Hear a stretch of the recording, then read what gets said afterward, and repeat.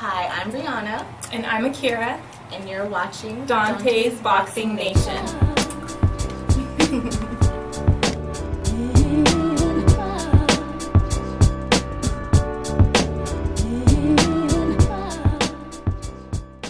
Dante's Boxing Nation, what's going on, guys?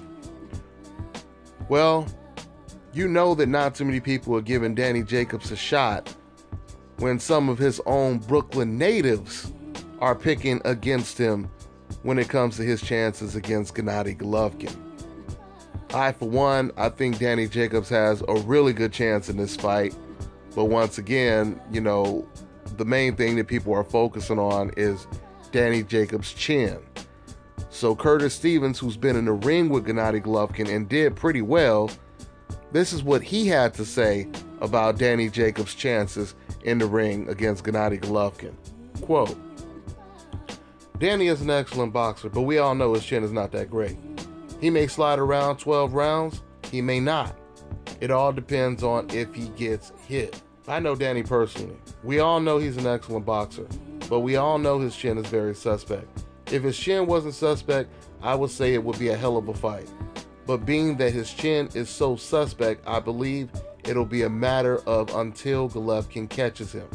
End quote. Now, once again, clearly the fact that Danny Jacobs, he's been knocked out before, he got knocked down against Sergio Mora, that is influencing the perception of how this fight will play out and Danny Jacobs' chances in this fight against Gennady Golovkin.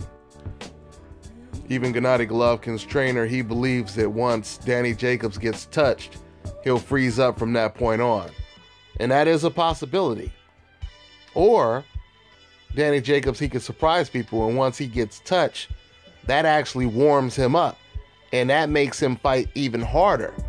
And then once again, we see what Golovkin is made of when he gets touched with a couple of hard shots.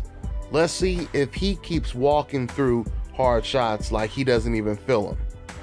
Because, you know, I hear some commentators, like especially Jim Lampley and Max Kellerman, mainly Jim Lampley, they'll talk about how Golovkin, he has an impressive chin, but we don't really know that yet, because the times that they said Golovkin had a very sturdy, impressive chin was when he was fighting against fighters like Willie Monroe, Martin Murray, so on and so forth.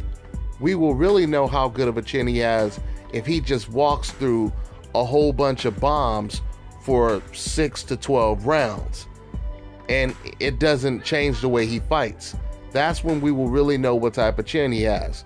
The fact that Gennady Golovkin elected to just box David Lemieux, who at the time was probably the hardest puncher he had ever faced, the fact that he elected to box him as opposed to just put his head in the meat grinder and show what type of chin he had, that begs the question, what type of chin does Gennady Golovkin have? Now, it's possible that he may have a rock solid chin, but once again, we won't really know that until we see him walk through the fire.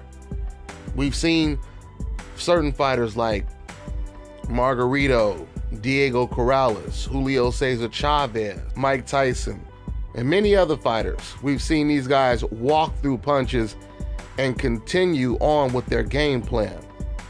Let's see if Gennady Golovkin can do the same thing. But, you know, the fact that you have so many people doubting Danny Jacobs, it doesn't really mean a whole lot.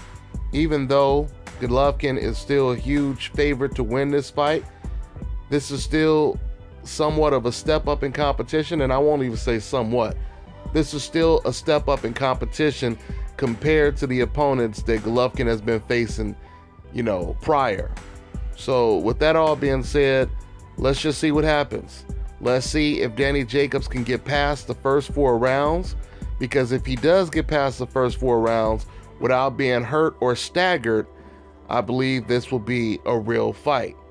Now, there's no guarantee that Danny Jacobs is going to win the fight because he gets past the first 4 rounds, but I truly believe it will be a real fight if he does. So that's all I got for now, guys. I'm on to the next one.